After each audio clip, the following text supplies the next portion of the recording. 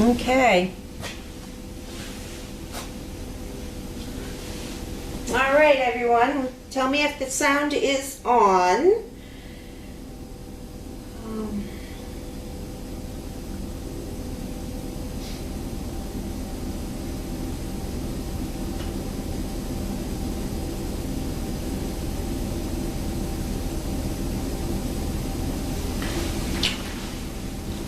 All right, just gotta see if the sound's on.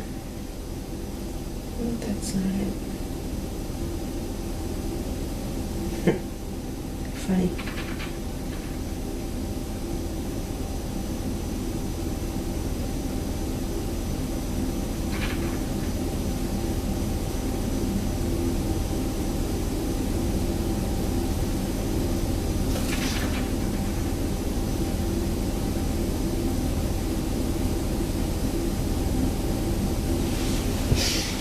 All right, well, hopefully the sound is on. So thank you for joining me for It's a Wrap. I'm trying to see what has happened this week. Let's see, yesterday was let's go backwards. So yesterday was a fun day. We were invited to, a veteran organization invited us over to an American Legion Post 404 in Newton, Mass. So we had a few people go with us, and we brought 4 dogs. We brought in Banks, Poppins, who else was there? Wallace, and Tasha. Tasha was our rock star. She did great. So it was a very moving ceremony that they had, and the dogs did really well.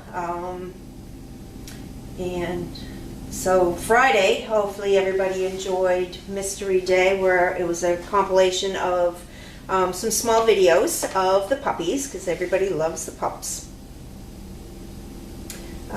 Today we also did Frontline for all of the dogs. Donna was here with Chris's assistants, doing the front line to them. And we had a match today. We had a match with Danny and Fred. So I posted that on Explore. I also posted it on social media. So Fred is working as a service dog, and he has actually had a little bit of PTSD training, and he's doing marvelous. He definitely chose Danny. It wasn't something that we did on this end. They're a perfect pair. So that's excellent. And we will be seeing Fred occasionally. Let me see. I believe that is it. I know that John had gone over to North Andover Middle School to work with one of the dogs there, who is still having an issue with the flooring of the gym, and they also have a wellness class that they do, which is in a smaller gym, and it's kind of like gym. It's exercising. It's a lot of balls bouncing. I think one of the issues with this dog is part of it is the squeaking of the sneakers on a gym floor, on that waxed floor. It's really, really loud. And that is about it. I did send out the newsletter. That went out the other day, so hopefully those who have signed up for it have received it. That gives a lot of information on things, pictures, etc. And upcoming, we have, let's see what's going on. Tin will be back for just the day on Wednesday, so you might be able to catch him on camera. He is coming back for just an evaluation. Tin had a real tough time with some other dogs, and the handler just wants to make sure that he is still up to par as a service dog. So we are going to have him here, checking him out and seeing what's going on with him, and get him looked at by the trainers. So that'll be good. And that's about it as far as anything that went on this week. So let's see if I have any questions. It's going to be a short, it's a wrap.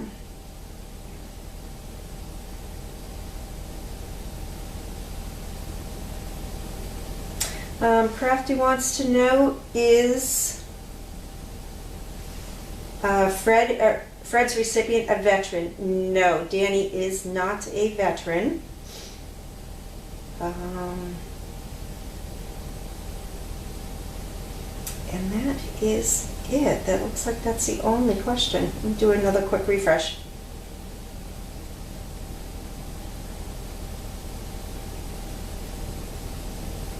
Oh, and BioBC says the November auction items look great. Thank you, Bio. We do have a couple more things that need to get on there, and I'll have to work on getting those on also. We've got some hand-painted artwork of a few of the pups. So those, they're small, they're not big colossals. They're very small, they're very nice. Watercolors, I believe, is what the terminology is for them. So that will work on getting those up on auction also. And those were done by one of our volunteers here. It was not Elijah, it was somebody else. So I'm still waiting for Elijah's art piece that he will be donating also. So, okay. Well, that looks like those are the only questions. Oh, several people were concerned about Bert in Kennel 10 overnight. How is he now? Bert is fine. What had happened was there's a smoke detector. I don't know if you can see the ceiling in here, just like that. That had started chirping. When I came in early this morning at 7, it was chirping. And I know that Gabby would have been freaked out. When the power goes out and one of our smoke detectors, which is hardwired, just gives a little chirp, she immediately starts panting. She doesn't do well with fireworks, smoke detectors, or loud things like that. So I was able to, once Chris came in, I asked Chris, who is a lot taller than me, to see if he could reach the fire detector, and pulled it down. We replaced the battery in it, and it's fine. Bert, no, none of the dogs, neither of the dogs want to sleep underneath that smoke detector. Don't blame them for all that chirping. So it is my understanding that that is most likely what had happened. It was just that loud noise. So yes, Bert is okay. He shivering and peed on himself last night. Yes, I did hear that he did pee on himself last night. He just did not want to get near that noise. So both of them actually didn't sleep on the Coran as much. They pretty much were away from it as much as possible. Indy Dunes, are there any small furry woodland creatures trying to find warmer accommodations with the dogs this fall? I have not seen any of those lovely little creatures other than deer, and I don't think they want to bunk with the dogs right now. But I have not seen any of those lovely little creatures yet. I know that our traps are all set, so if anything starts to come in, hopefully the traps will go off.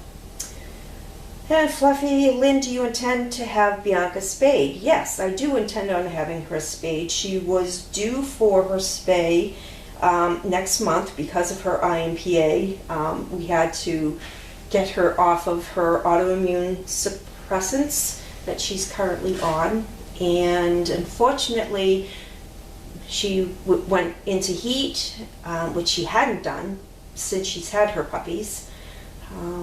And now that she is no longer in heat, her IMPA has flared up again. So we start back from the drawing board. She's limping, she's not here, she's staying home right now, where she is being cared for. She will go to the vet to have blood work done tomorrow, and we just figure out what course of action before it starts attacking her joints again. So, and then, so it looks like December will not be her spay month.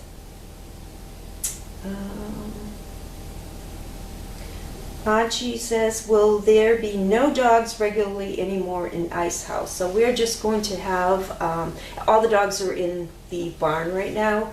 We're not having them in Ice House unless we need to. This will be a place when we have our spays and neuters for them to come in here to relax. I just can't see leaving lights on and paying the electric bill when there's no dogs in here. So we shut everything down. Can you let us know if the Friday event will be a video before 4 p.m.? This helps me plan a schedule with the days of short sunlight. So Crafty, what I would like to do, I'm going to see if I can get something booked for this Friday. I believe I have something booked for next Friday, which would be a lot of fun. Our person canceled on us on Friday, so I was able to put together just that compiling a bunch of small little videos together. So yes, I have to get, on Monday, I have to get Friday booked. It's just, you know, with the match, us going out training and everything else going on here.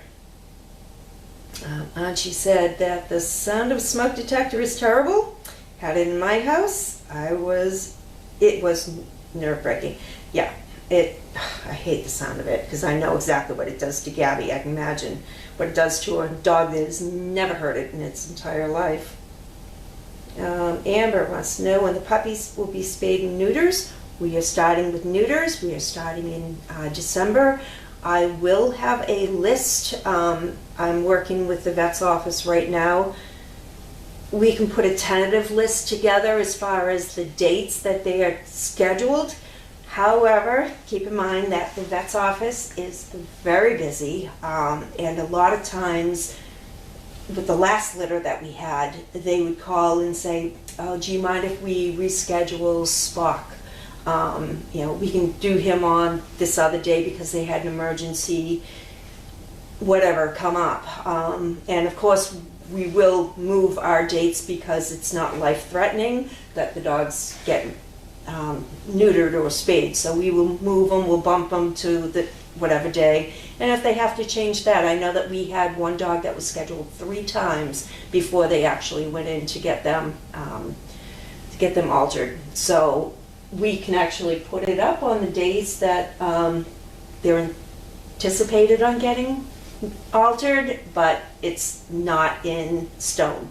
So we go by, we accommodate what the vet can give us for dates. SDP dogs have a higher incidence of autoimmune disorders, as you know. Yes, I do know, Crafty. I have no words as far as how disappointed I am in that fact. But it is what it is. Crafty also says that my dog hated smoke detectors and real fire alarms. Yeah, I'm not a fan. Like I said, I have the ones that are hardwired at home, a few of them, and as soon as the power goes out, it immediately starts making noises, and Gabby immediately starts her panting and her pacing, and it's rough, especially when the power goes out, because you can't run a fan or anything to disguise the noise. You can't run anything. BioBC says, I hate them too. I totally agree. But they are necessary, and I am glad that we do have them, which is good.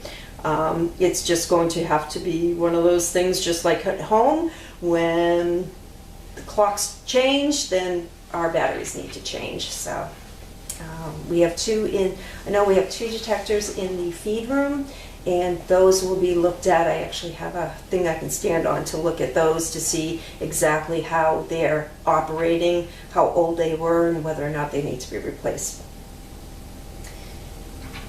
Fluffy says, that is one more reason I won't have a dog anymore. Very hard to get care. Besides, it is so expensive. It is. I remember one of the last few litters, I remember Carlene saying that she used to get them done for like $300, and our vet gives us a huge discount, I'm not going to lie, but it's definitely not $300 for a spay or a neuter anymore. So things change. And Bio says, I'm so glad Bert was not having any health issues. Thanks for letting us know what happened. Absolutely. Absolutely. All right. See, I don't think we have any more questions. I don't know what that noise was. So I am going to say goodnight, everybody. Have an awesome evening. Stay warm. It is only like 34, 35 degrees out here, which is fairly warm compared to what we deal with, but whereas we just had 70-degree weather just the other day, it's cold out there. So we'll have to get out our hats, gloves, etc. Crafty asks, do you have plenty of ornaments for the tree for next weekend? No, you can always would love more. We have a few people that are going to be making a few, and we're also everybody's pitching in and putting some like scratch cards and things like that on the tree to make it a little, just a little different. Crafty says, Kate, time change is a good time to change the batteries. Yeah, that's the only way I remember. So, all right, everybody, have an awesome night, and that's a wrap. We will see you again soon.